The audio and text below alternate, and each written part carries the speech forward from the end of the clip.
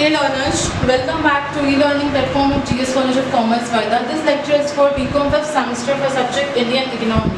So, in this subject we are dealing with our last unit, and the name of that last unit is India's Public Finance.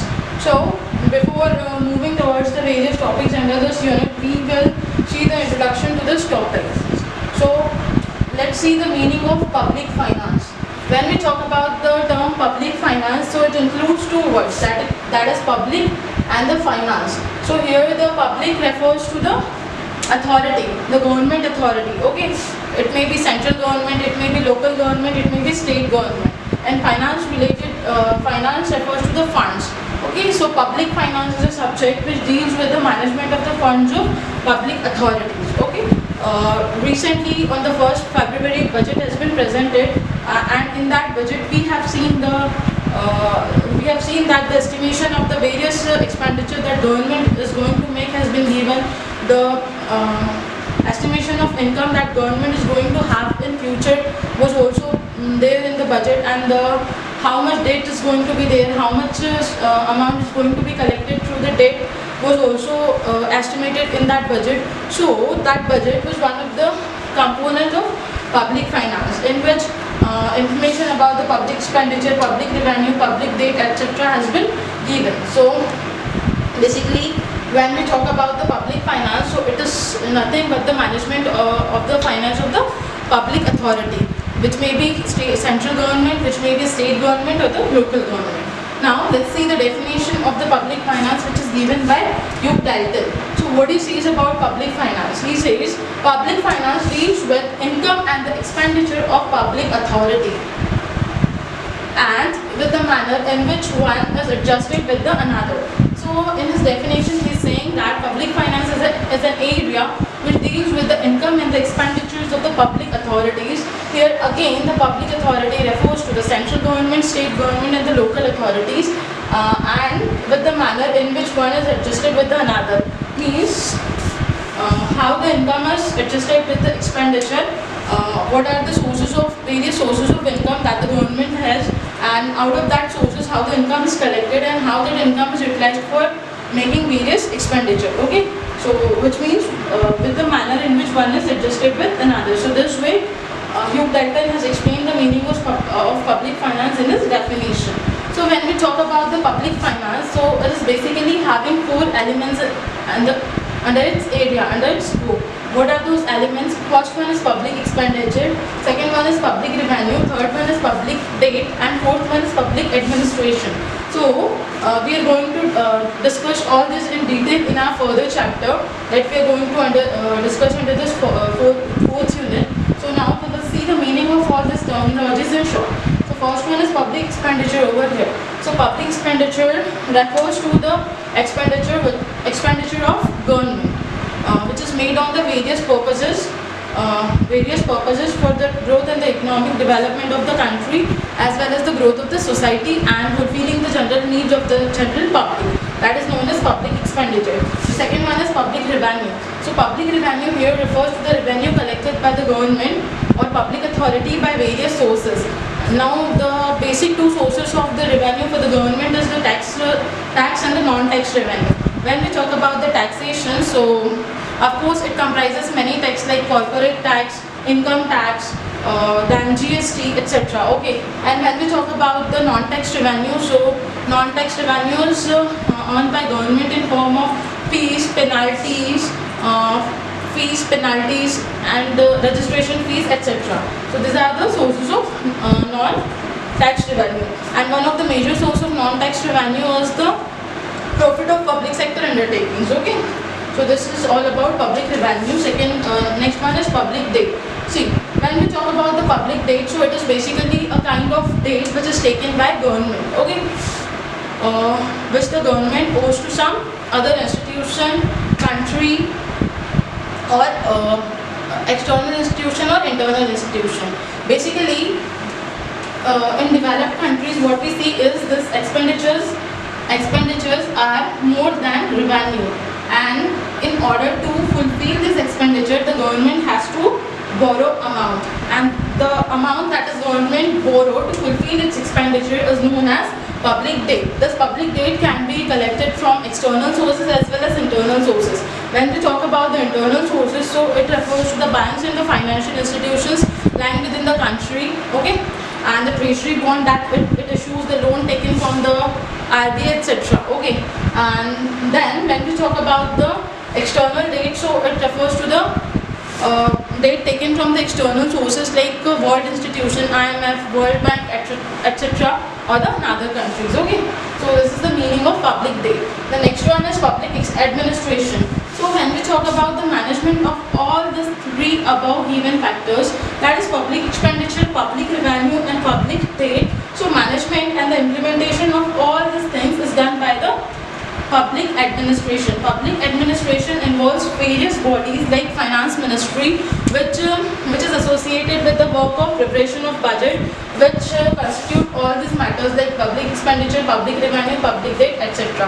So public administration, when we talk about the public administration, so it is basically a body which facilitates the management and the coordination of all this above components, that is public expenditure, public revenue and the public debt. Okay, so these are the different components, the main components which comes under the public finance that we are going to study in the chapter which we are going to discuss in the first unit. So first chapter in the fourth unit is public expenditure. Under this we are going to see the meaning of the public expenditure, then the classification of public expenditure, role of public expenditure in Indian economy, then we are going to see the causes of increasing public expenditure in countries like India. So let's start with the meaning of the public expenditure. So it is expenditure by public authorities, and as we have discussed previously, public authorities here refers to the central government, state government or the local government. So now on what overheads the government spends? Government makes expenditure. So government makes expenditure for providing public utility services to the general public. It makes expenditure for the sake of defense. It makes expenditure for providing employment. It makes expenditure for providing subsidies, grants, etc. It makes expenditure for the social and the economic growth. So all these things comes under the purview of the public expenditure. So public expenditure is basically the expenditure of the government for the growth and the development of the country, which is made on the general public of the country. Okay, now we will see the classification of public expenditure. So first one over here is revenue expenditure. So as the name indicates, revenue expenditure means it is not the expenditure which is a kind of once for all. It has to be incurred again and again by the government. When we are talking about the revenue expenditure, so it generally does not result in the construction of particular asset for the economy. So revenue expenditure is generally the expenditure which is done on the civil administration, like police, defense, judiciary, etc.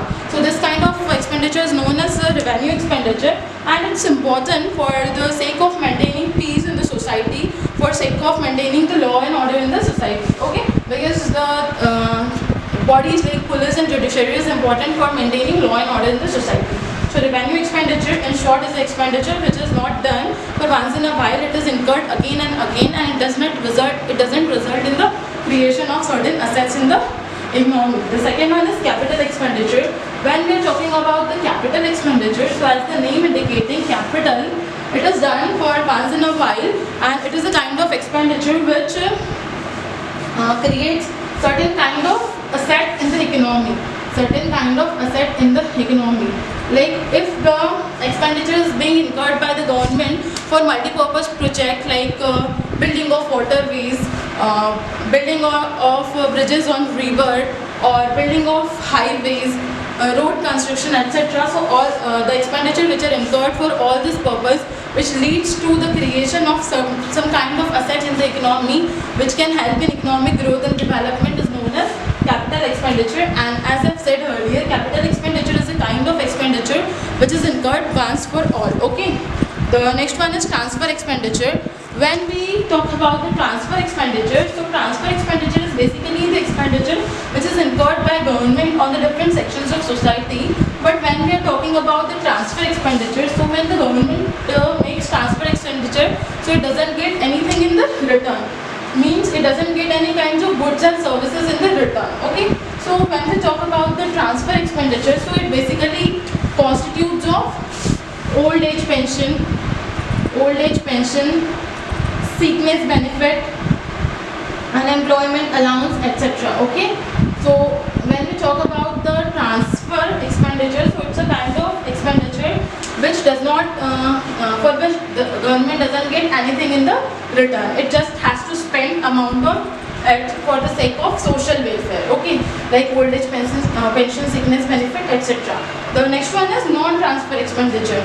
When we are talking about the non-transfer expenditure, so it is an expenditure which is incurred by government, but when the government makes expenditure on the non-transfer payments, so it gets something in return, like it gets goods or services in return. Like if you're talking about the university teachers or the college teachers, so they get their salary from the central government, but in return of that salary they are rendering their services to some institution, some educational institution. Those teachers are rendering their services to some educational institution. So it is non-transfer expenditure, whereby the goods and services are being delivered in return of the expenditure. Okay, government is receiving some kind of goods and services in return of that expenditure. So such expenditure is known as non-transfer expenditure.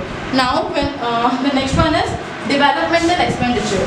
Here the developmental expenditure refers to the kind of expenditure which brings certain development in the economy, which leads to economic growth and the economic development in the economy. So when we talk about the expenditure on defense, when we talk about the expenditure on irrigation and power, when we talk about the expenditure on infrastructure, when we talk about the expenditure on transport and communication, when we talk about the expenditure which can lead to the capital formation in the agricultural and the industrial sector, so such kind of expenditure are counted under the developmental expenditure, because if the expenditure is made for all this things like irrigation, power, transport and communication, so all these things leads to the development of the economy, okay, by some or another way. So this kind of expenditure is known as developmental expenditure. The next over here is non-developmental expenditure.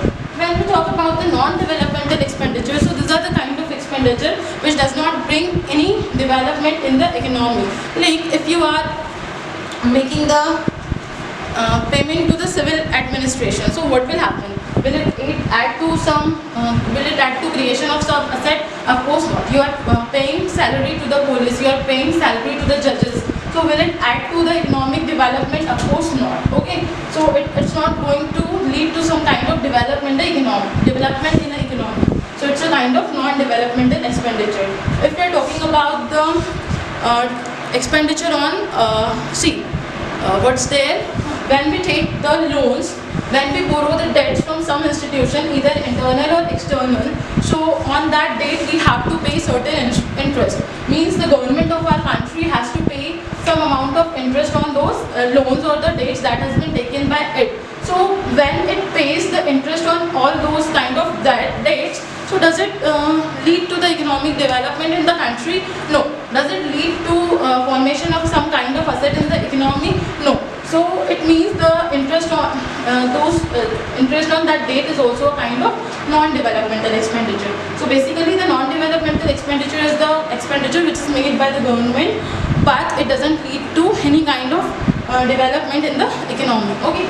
So these are the different types of expenditure, different types of public expenditure which is undertaken by government. So in today's lecture we have seen the concept of public finance, then we have dealt with the concept of the public expenditure and the classification of the public expenditure. In our next lecture we are going to deal with the role and the causes of public expenditure. Till then, keep studying, stay safe, thank you.